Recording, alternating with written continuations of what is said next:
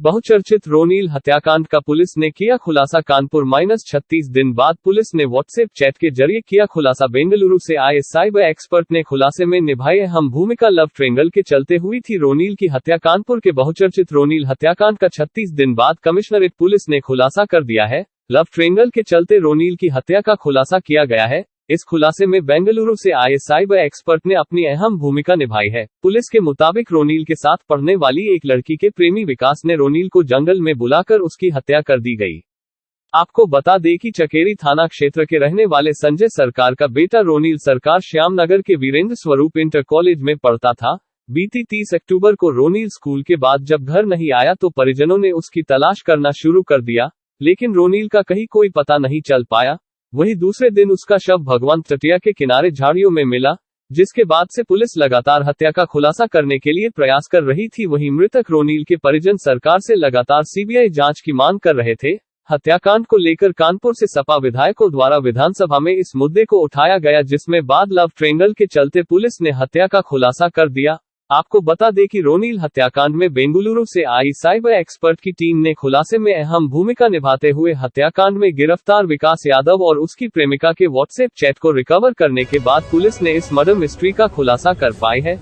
वहीं जब पुलिस ने विकास से कड़ाई से पूछताछ की तो उसने हत्या की बात कबूल की है। पूछताछ में सामने निकल कर आया कि लड़की के प्रेमी विकास को शक था कि रोनील का उसकी प्रेमिका के साथ अफेयर चल रहा है, जिसको लेकर प्रेमिका ने विकास को समझाया था कि रोनील उसको अपनी बहन मानता है। उसके बाद भी विकास ने रोनील को जंगल में बुलाकर उसकी हत्या कर दी। वही खुलासे के दौरान रोनील के पिता संजय सरकार ने पकड़े गए हत्यारों को फांसी की सजा दिए जाने की मांग की है।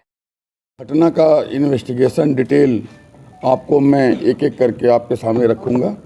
31 तारीख को ये दुखद घटना हम सभी के सामने प्रकाश में आई और घटना की सूचना मिलने के बाद सबसे पहले पीआरवी वहाँ पे पहुँची। पीआरवी के बाद चौकी प्रभारी पहुँचे। चौकी प्रभारी के बाद फोरेंसिक टीम पहुँची। परिवार के सदस्य तो पहुँचे ही थे और साथ में आसपास के लोग पहुँचे। हमने पूरे घटनाक्रम को समझने के लिए सीन ऑफ क्राइम को माइन्यूटली एग्जामिन किया और हमने जो डिजीज की बॉडी थी उसको हमने केयरफुली एग्जामिन किया। आफ्टर केयरफुल एग्जामिनेशन हमने कई ऐसे सिम्टम्स थे जिसको नोट किया और नोट डाउन करके हमने विवेचना को आगे बढ़ाया।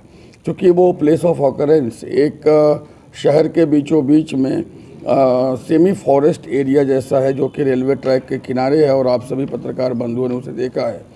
तो हमने वहाँ पे माइन्यूटली एग्जामिन किया और हमने पाया कि उसका एक एग्जिट जीटी रोड की तरफ है, दूसरा रेलवे ट्रैक की तरफ है, एक उसका तीसरा भी एरिया ऑफ मूवमेंट है जो कि घटना स्थल से दाहिनी तरफ जाता है और जो जाकर के आगे एक गांव की तरफ चला जाता है। हमने सारे तथ्यों को वहां पे माइन्यूटली एग्जामिन किया। वहां के टावर के डंप को हमने कलेक्ट किया। चूँकि वो रेलवे ट्रैक है और वहाँ से ट्रेन आती जाती है, इसलिए data analysis and data purification हमारे लिए बड़ा चैलेंज था। हमने उसको किया। हमने डेटा प्यूरिफिकेशन के बाद हमने अपने आप को लिमिटेड टारगेट के ऊपर कंसंट्रेट किया और मीनवाइल हमने डिजीज के ऊपर, चूँकि हम लड़का जिसकी दुखद मृत्यु हो गई रोनील, उसके पिता भी बगल में बैठे हैं, इनका बड़ा सहयोग रहा। इन्होंने जो भी टूल्स थे, जो इक्विपमेंट थे, अगर हम ये कहें कि हमसे ज़्यादा परिश्रम इन्होंने किया, तो इन्होंने बहुत ही चीज़ें जो है समय के साथ मुहैया कराते गए।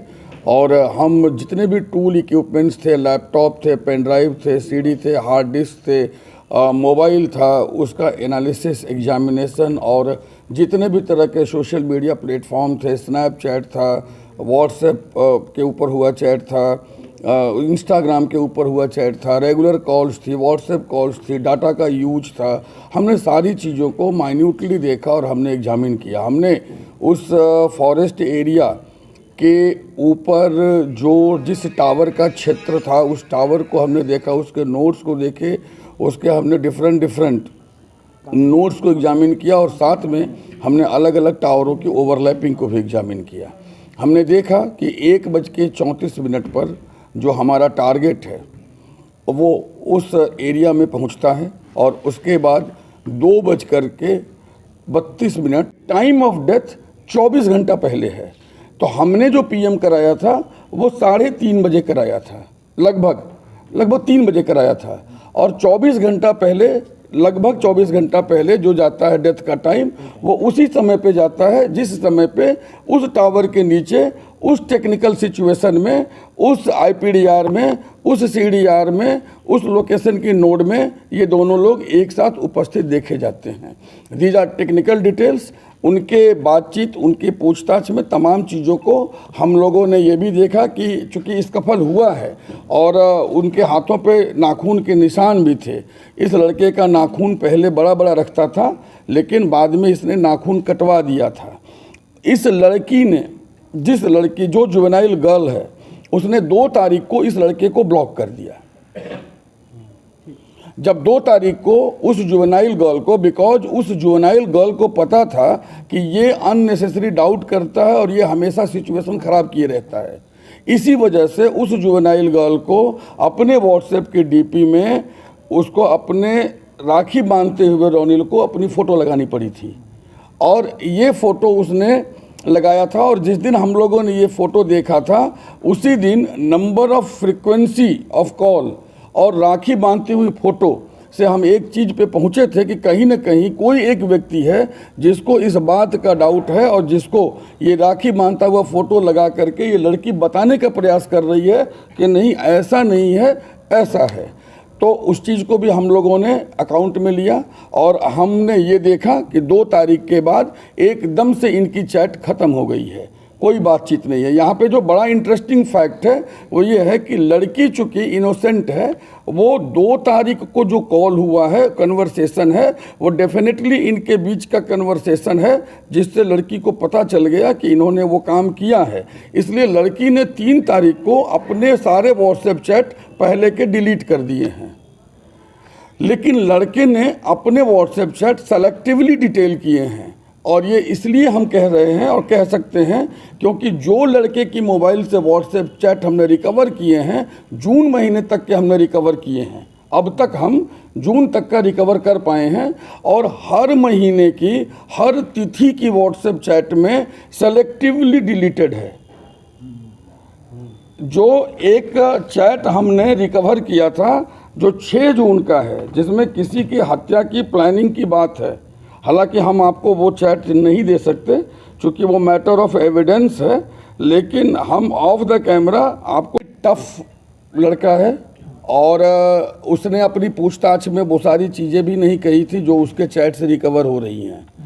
तो आप और हम उससे इतनी जल्दी कुछ बहुत एक्सपेक्टेशन नहीं रख सकते। हाँ, ये ज़रूर है कि we will take him on remand and remand पे लेकर के जो आवश्यक कार्रवाई है हम करेंगे। तो with in the short span of time वो कभी कुछ बोल रहा है, कभी कुछ बोल रहा है, and basically he is trying to misguide. तो बिकॉज वो 3 बार बातचीत करके उसे छोड़ दिया गया था, तो उसको स्टिल फेथ है कि वो फेस वैल्यू पे गलत चीज़ें बोलता रहेगा, तो उसे हम छोड़ देंगे। हालांकि सारी टेक्निकल एविडेंसेज, सारी चीज़ें, उसके अपने परस्पर कनेक्शंस, उसका वहाँ होना, उस घटना स्थल के टावर में होना, घटना के तुरंत बाद वहाँ से निकल जाना। अगर एक व्यक्ति घटना नहीं करता है तो ये कोई इंसिडेंस नहीं है कि वो तुरंत बाद वहाँ से निकल जाएगा। हालांकि उसने बातचीत में इतना तो एक्सेप्ट किया था कि वहाँ पे वो गया था, उससे उसकी हाथापाई झगड़ा हुआ था, लेकिन सारी डिटेल्स को वो ओपन अप करने को अभी भी रेडी नहीं है। Still we need time to investigate and जैसे चैट रिकवर होता है विल इन्वेस्टिगेट इट। जब वो पॉलिटेक्निक किए हुए हैं तो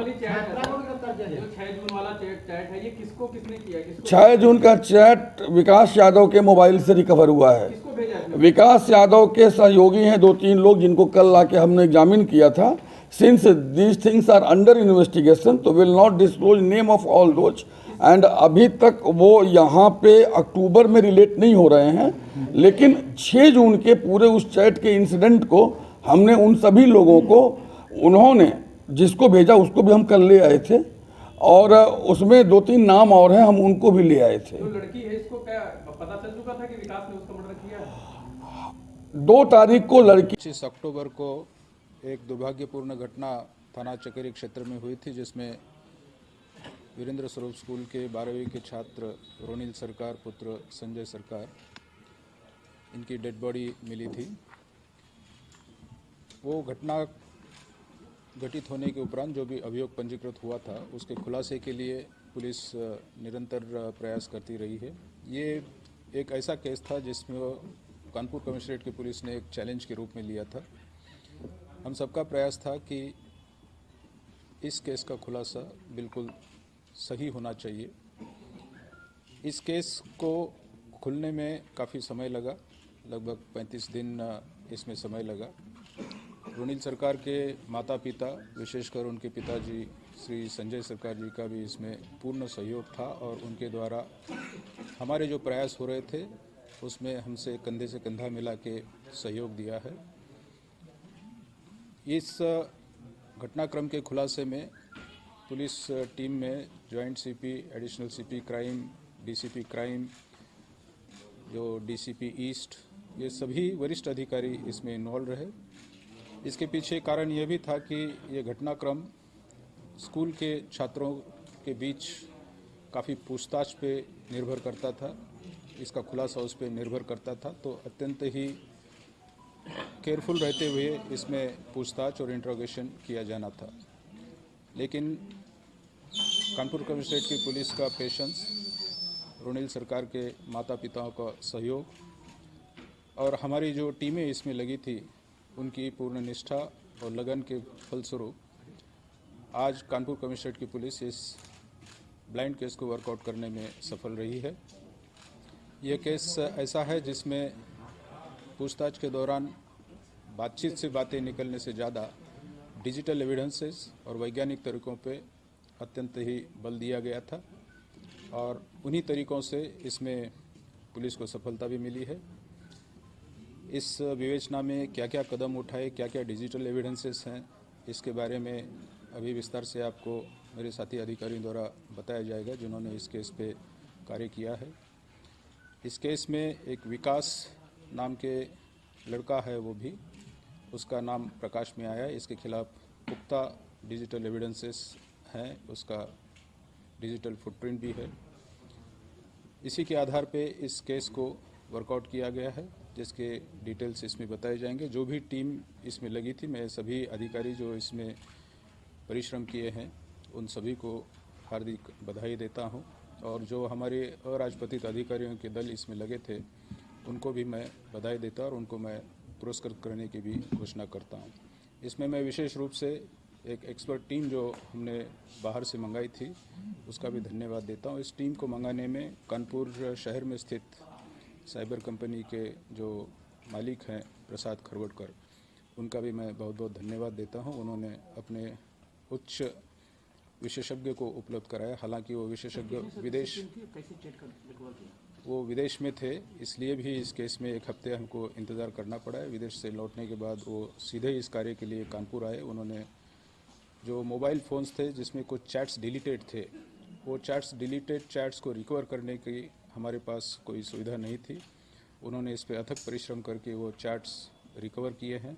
अभी भी कुछ कन्वर्सेशंस है जो फुल्ली रिकवर्ड नहीं हुए हैं, उस पर वही एक्सपर्ट टीम काम कर रही है, कुछ सॉफ्टवेयर्स प्रोक्योर कर रही है। उसके आधार पे विवेचना प्रचलित रहेगी और भी एविडेंसेस इसमें जुटाए जाएंगे। इसी के आधार पे इस केस को वर्कआउट किया गया है, जिसके डिटेल्स इसमें बताए जाएंगे। जो भी टीम इसमें लगी थी, मैं सभी अधिकारी जो इसमें परिश्रम किए हैं उन सभी को हार्दिक बधाई देता हूं और जो हमारे अराजपत्रित अधिकारियों के दल इसमें लगे थे उनको भी मैं बधाई देता और उनको मैं पुरस्कृत करने की भी घोषणा करता हूं। इसमें मैं विशेष रूप से एक एक्सपर्ट टीम जो हमने बाहर से मंगाई थी उसका भी धन्यवाद देता हूं। इस टीम को मंगाने में कानपुर शहर में स्थित साइबर कंपनी के जो मालिक हैं प्रसाद खरवटकर, उनका भी मैं बहुत बहुत धन्यवाद देता हूं। उन्होंने अपने उच्च विशेषज्ञ को उपलब्ध कराया। हालांकि वो विशेषज्ञ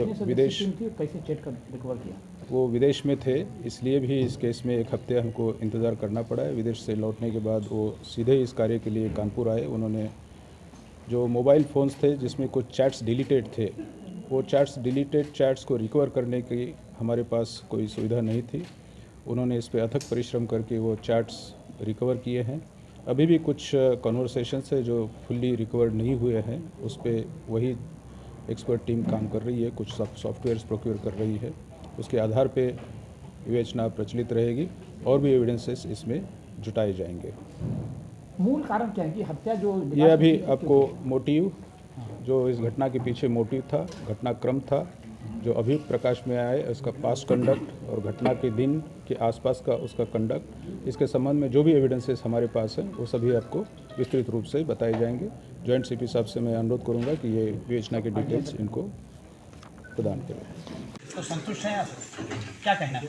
अभी तक जो इन्वेस्टिगेशन हुई और इन्वेस्टिगेशन में मैं खुद सामने मौजूद था, जो उसने बातें इधर देखिए, घुमाने की कोशिश की, हुई क्रॉस इंटरप्रिटेशन हुआ, लड़के का अलग हुआ, लड़की का अलग हुआ जी। तो उन सब बातों से जो उसने बातें बताई, उससे तो हमारा तो अभी जो लाइन ऑफ एक्शन बिल्कुल परफेक्ट है। आप क्या चाहते हैं कि ऐसे जिन्होंने इस तरह का अपराध किया उन्हें किस तरह सजा देनी चाहिए?